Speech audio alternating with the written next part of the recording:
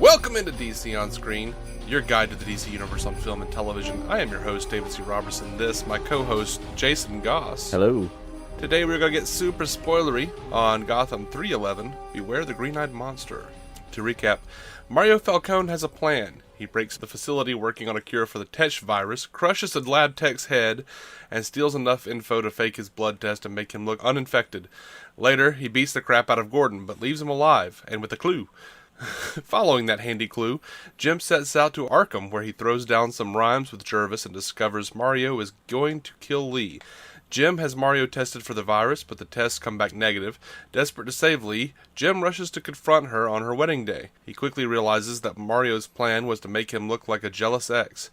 Not appreciating the last-minute confessional, Lee throws him out, and Falcone's men put a beat down on him. To be fair, he did start hitting them first. The wedding proceeds as planned, and the newlyweds head out of town. Gordon, undeterred, demands Carmine Falcone tell him where they are, promising to do no harm to Mario. Carmine accepts the terms, but when Jim shows up, Mario's jealousy has gotten the best of him, and Jim is forced to put him down. Meanwhile, Bruce and Alfred want to proceed with the plan to loot the Court of Owl's vault. When the Whisper Gang seemingly stands them up, Selina reluctantly decides to help, but doesn't like the setup because she feels like someone is watching them. The heist proceeds anyway, and they manage to steal a giant crystal owl before the court's assassin shows up to do some killing. Everyone pitches in, but they are nearly overwhelmed before Selina's mom steps in. Barbara is busy starting a war, as she discloses Penguin's true feelings and motives to Ed. He investigates briefly, and discovers that yes, Oswald killed Isabella. In retaliation, Nygma vows to help Barbara take Penguin's place in the underworld if she helps him destroy Penguin completely. Woo. Woo. There we go. So, did I understand this ending correctly? Gordon is just, like, way screwed. I mean, it seems like he promised Falcone he wasn't going to do anything, and then he shows up and kills him. Yeah, I'm like, dude, shoot a knee. Cap him, man. Come on. I don't know. Maybe it was the only shot he had or something. But on top of that, it didn't look like... It was the only shot he had. He shot him at least 3 times in the chest. Yeah. He was only able to see the broad chest area. That was all that was available. Mm-hmm. Yeah, Mario was cleverly hiding his kneecaps behind Lee's. Right. It's Gordon's screwed. Yeah, he's screwed. And Lee doesn't even really see what's going on, right? As far as she's concerned, Jim just shows up and, like, kills her husband. Uh-huh. I'm hoping she looks over and goes, "Oh, dead man had a knife." Mm-hmm. Well, I think he flew over the railing into the water. I think. Probably. Yeah, Jim's just boned. and I know that seems like it's a cool thing, but it just doesn't feel like one. I kind of I saw the setup and thought, crap, we're gonna deal with this whole Jim proving his innocence thing and on the run from the mob, even though him and Falcone were starting to get pretty buddy. Mm-hmm. So that's what we're coming back to. Well, we knew he and Falcone couldn't stay friends forever, right? No, I mean that honeymoon had to end, but did it? Because that was awesome. I liked his little detente with the mob. Oh, it had to end. I mean, I'm sure it did.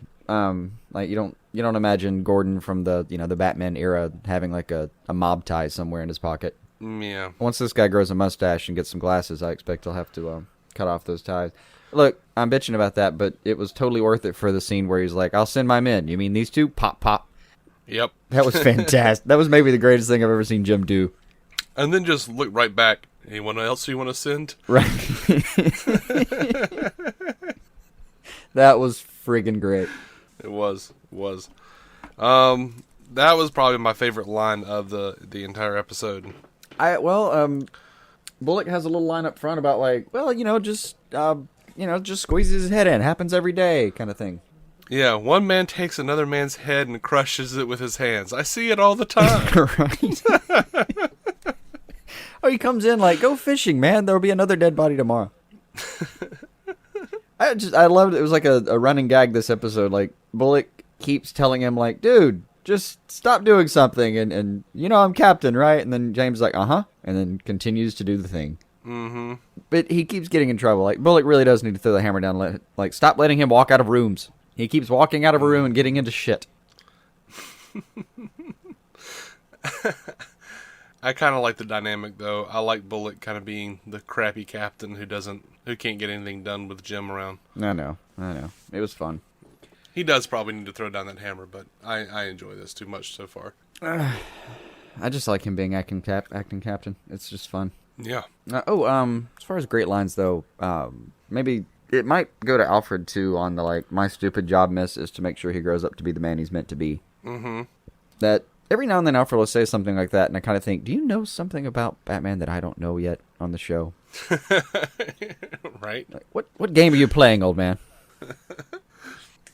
Like, Alfred, I walked in on you, and you weren't polishing what I thought you'd be polishing while you were alone in the dark. Why do you have a batarang? Right. I'm 12. What is happening? What's that, sir? Nothing about predestination? All right, I'm gonna make a confession you're gonna hate me for. Oh god, what? I'm starting to like Barbara. Okay, come on. The phrase "bookish vixen." Tell me that didn't make you laugh. Just tell me. Not as much as just how badly she fake coughed Penguin, and then Ed just looks at her and goes, "Did you just fake cough Penguin?" Right. That was pretty funny. That was good. And then later she says, like, "You're beaky little buddy." I was okay. All right, Barbara, you got to stop because I'm starting to like you now. I don't know how to feel about it. Yeah, I do. So far, I'm starting to enjoy the Barbara Ed dynamic. Yeah, I'm liking just her doing her thing in crazy Gangsterland, man. Mm-hmm. This is the most fun I've ever had with her. So we're gonna have Ed, Barbara, Tabitha, Butch, and they're all teaming up against Penguin together. Yep. That sounds pretty amazing, doesn't it?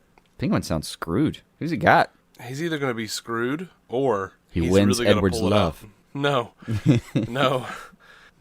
I think maybe he just finally gets over his emotional bullshit and tears them all new assholes. He's definitely He really capable. is the king of Gotham. He's easily capable. I want to see the return to season 1 Penguin. Just the scrappy little bastard who tuna will sandwich take you down. Take you down. Yeah. I think he's going to have to get there. I mean, there's no other way he's going to survive. And he's going to fall pretty far, you would think, before he realizes, A, that they're out to get him, and B, that he's got to do something. Because it looks like Edward's going to play the slow game. I mean, he clearly is fantasizing about just stabbing him right in the gut, but that'll have to wait. If they play their cards correctly, this could be quite a showdown. Yeah. Oh, can I nominate the dumbest thing Gotham did this week? Sure. There's always something. Even when we love the show, and this wasn't a bad episode at all, it's just there's always like some damn thing. This week, I want to nominate the lasers and the tightrope walking. Because the lasers look like she could easily, like, Selina looks like she'd do cartwheels through those lasers the way they were placed. I mean, they were all like, they weren't even moving, it looked like. They were just placed. Like, I feel like I could have walked through that damn thing. And short of that, like, how is like a 14-year-old boy going to like hold a rope taut with another human in the middle of that rope? That's not, no fucking way. Yeah, except he's Batboy. Even Batboy. I don't care how much Alfred's been beating his ass. I mean, training him. I have to make sure he's got to grow up to be the man he's supposed to be, miss. Right. We've been practicing the rope pull from Batman vs. Superman a lot. I there's always one moment in Gotham where I go, nope, no, bad Gotham, bad. That was it. Gotham goes, lays down in the corner. But they give and they take, as always. Like, that was, bad. But we got to see so much Alfred fighting. Mm-hmm. And I just love watching Alfred whoop ass. Me too. It makes me so happy. Alfred and Bruce remain my favorite part of the show, I think. Yeah, they have the most substance and are equally fun to watch. Mm-hmm. Like, Gordon and Bullock are a lot of fun to watch, but sometimes there's nothing going on there that I'm really digging. What's weird is, like, the Gordon and Bullock stuff seem more true to the show. The Bruce and Alfred stuff always seem more Young Adventures of Indiana Jones-ish. Where it's just sort of like, this is horse shit. I know it's horse shit, but it's amazing horse shit. I know. Like end of last season, when did it end of last season? They were but he discovers the vault. Bruce is finally just gonna set a bomb, and Alfred shows up, and he's got like bomb making books open. He's got a bunch of stuff open. And he's like, "Well, I was going for more of a fait accompli." And like Alfred snaps at him, "Don't you use French on me, Master Bruce." Yeah, that kind of stuff. Yeah, it's funny. It's devastatingly entertaining. But but they're always like doing something that I care about, like uncovering a vault. Which, by the way, show get the fuck back to. Or in this case, uncovering another vault. What the hell is that owl? Any ideas? No, not really. I'll be honest for a second. I thought you cut off in the middle of a sentence and went, ow, like you hurt yourself. Like, what the hell's ow? Negative. Yeah, I I would don't know like what to that know owl about is. the statue. I don't know. If that was in the comics, I don't remember it. I'm sorry, guys. I just don't. I don't know what we're going for here. It kind of, like, my first thought was it seemed a little arrowish. Like one of the Dark's little, whatever that thing was he had. Mm-hmm. Yeah, I don't know. Totem? Totem. I'll call it a totem for now. Whatever. I don't know. Oh, another thing, show. Please stop smashing vases on people's heads. It's vaudevillian, isn't it? Just stop. Just stop it. Positively. It's just ridiculous. I didn't know who it was that had walked in the room. For a second, I forgot that, like, Selina's mom was supposed to show up this episode. So, like, somebody shows up to help the fight, and she reaches for the vase, and I'm like, oh, cool, Ivy. With her vase smashing powers. So showed up to help. Oh, wait, it's Selina's mom. Mm-hmm. So I guess also has vase smashing powers. I think it's just like the show is like the writers. I don't know. Maybe the writers are just like, well, women can't fight. They have to. They have to hit grab somebody over the head with a vase. Yeah. I don't know. And if that's the way you guys feel over there, Gotham writers, shame on you. I mean, God, let them fight. And I all have the poor scars from my flowers. sisters. All the poor flowers. Those flowers were already dead. Yep. Like the line, before I kill you, she has to hate you, and she will. That was good. That was. But it was... Later he says, because I don't have the virus. Or do I? Yeah, that made up for it. That made up for it.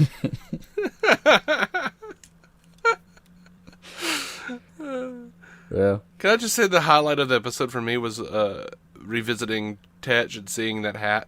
Oh, the hat was fantastic. I love that he's fashioned a hat. Fashioned a hat. That's a good way to put it. He's, yeah. And I had mixed feelings about the rap battle. Like, it was kind of funny, but it seemed really stupid. But I was kind of entertained. So, I don't know. I went back and forth about. So I'm not sure if I'm supposed to laugh or think this is neat. I think I'm doing both. Epic rap battles of Gotham. Yeah. That was the interrogation method no one was brave enough to use. Mm-hmm. Well, I've tried hitting him. I'm a rhyming him. Well, that unlocks Tetch's stupid brain, I guess. Right. So that Talon, man, just picking off whispers. That was rough to watch. Yeah. Yeah.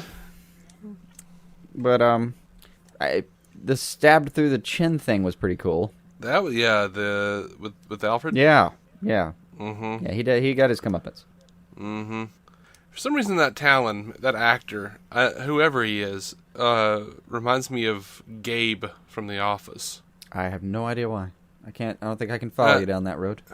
And the guy that played Gabe, and he was also on The League. Yeah, you know, I recall. And I didn't care for that guy. I mean, he was a fine actor. He did a good job at making me hate him every time I've seen him. It's cathartic for me watching Alfred, someone I love so much, stab him through the throat. I did hate that character. Thank you, Alfred. Hey, by the way, that guy's a board member, isn't he? On The Office? No, I mean on like Wayne Enterprises board. Is he? I could have sworn that was a guy. Let me know if I'm wrong about this, but I could have sworn it was like that was the guy that Alfred like shushed at the meeting, and then it turns out later he was a Talon. I thought. Oh, I didn't think so. I mean, it didn't occur to me that was what was happening. Well, I was just wondering if I am right about that character. I'm wondering if like they're going to show up to another board meeting like, where's this guy? Huh? I'll have to look into that. We might get around to it. I mean, that'd be kind of fun if the guy Alfred shushed was the guy that he stabbed through the mouth and throat later. That'll do it. Mm-hmm. That will do it. Shush indeed. I had two major complaints about Jim heading to the church. Okay. One is a good speech, but dick move. I was like happy she slapped him. Mm-hmm. I mean, come on, man. You had your time. You had all the time in the world. You don't show up at somebody's wedding and lay that on him. Mm-hmm. So I was happy to see him slapped. But when he starts fighting in the hallway, like, what was his plan? Was he gonna like storm the ceremony and give her the same speech? He had laid down all of his cards, and she slapped him and had the mob remove him. Unless he thought that the mob was going to kill him. I just don't think so. They were just going to remove him. Yeah, I mean, I didn't have I don't remember there being an implication that they were going to remove him. No, I don't remember anything like that. it seemed like he just had a freak out. Chip on his shoulder. Yeah. I don't like being removed. I'm a Bohem.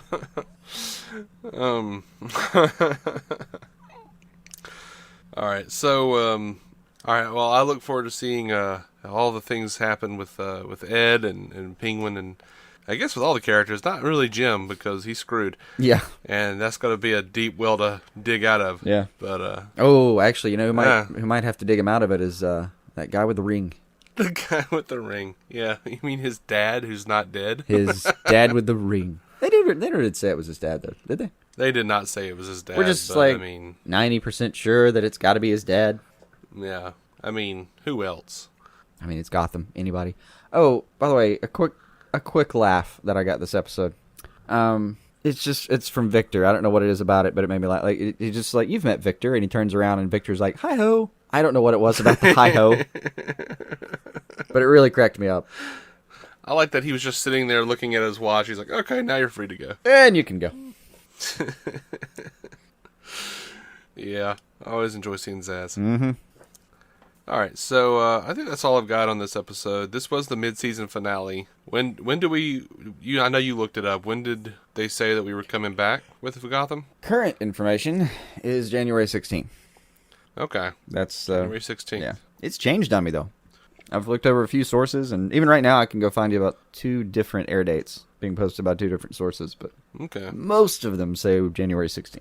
All right, well, we'll report when that changes. Or we'll just see you when we see you. Or if it changes. Or we'll see you when you see it. I mean, hey, we can't promise anything. They don't let us. They won't let us. Those bastards. Mm-hmm. How do you outfox a fox? You don't. You just watch it whenever they air it. Right. Well, it's like the Futurama people said that their episodes didn't air, they escaped. Yep. All right, guys. Thank you so much for listening to DC On Screen. You can find every episode at DCOnScreen.com. We're proud members of the Giant Size Team Up Network, GiantSizeTeamUp.com, proud members of the Batman Podcast Network. We're going to be coming right back with Lucifer 210 Quid Pro Ho. I felt stupid saying that. I know. You made it, though. Until then, keep some DC on your screen.